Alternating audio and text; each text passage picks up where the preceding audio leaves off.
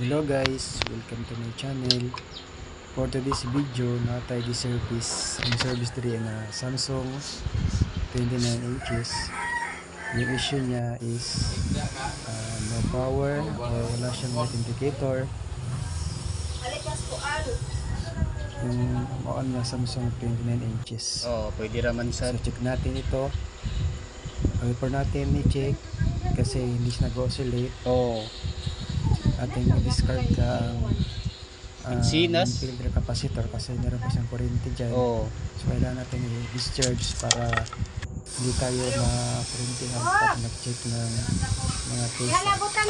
So i-discharge muna para hindi tayo ma-kuryentihan, para safety na rin. Okay. Mahirap talaga basta one hand lang yung kamay nag-video. So ito wala ito siyang light indicator kaya hindi siya wala siyang video. So check natin kung meron pang kurente. So wala na.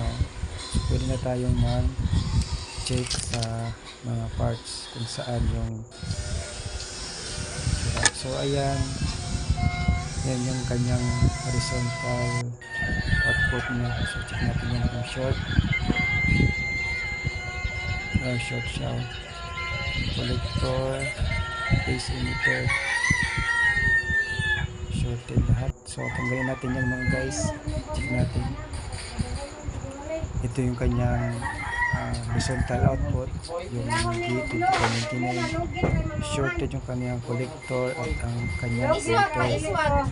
Kaya pala hindi siya nag-isolate. Ito pala yung sira niya. Ito yung kanyang transistor para sa horizontal. So nagdala ko naman tayo suwate eh. Ipapalipidan yung 52 C5296. Galing din yan sa ibang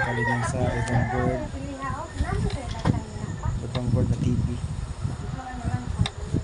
So hindi ko alam kung ano ba yan siya, original ba o fake. So try natin yan ikabit kung gagana ba.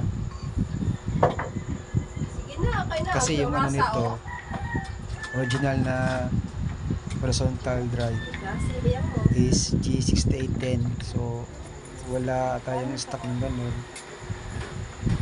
So ito lang pa-plate natin sa kanya horizontal C5296 yung number niya.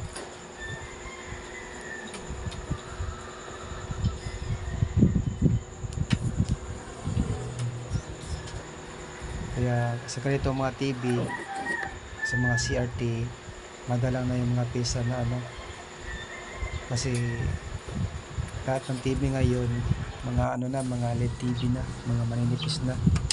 So try natin to kung gagana ba. Meron na siyang light indicator na red.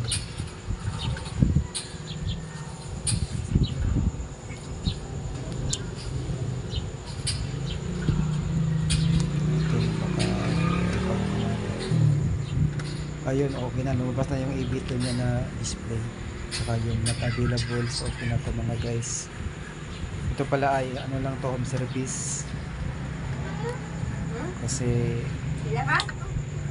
to siya, parandalian, parang may mga shortcut kasi may trabaho pa ako nito eh, kasi yung bagay yung trabaho ko, ito yung ko lang to, 7 lang.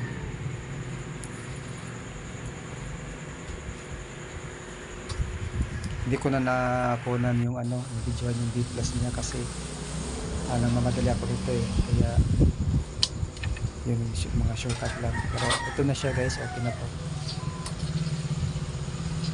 nagka power na siya, nagka display na siya.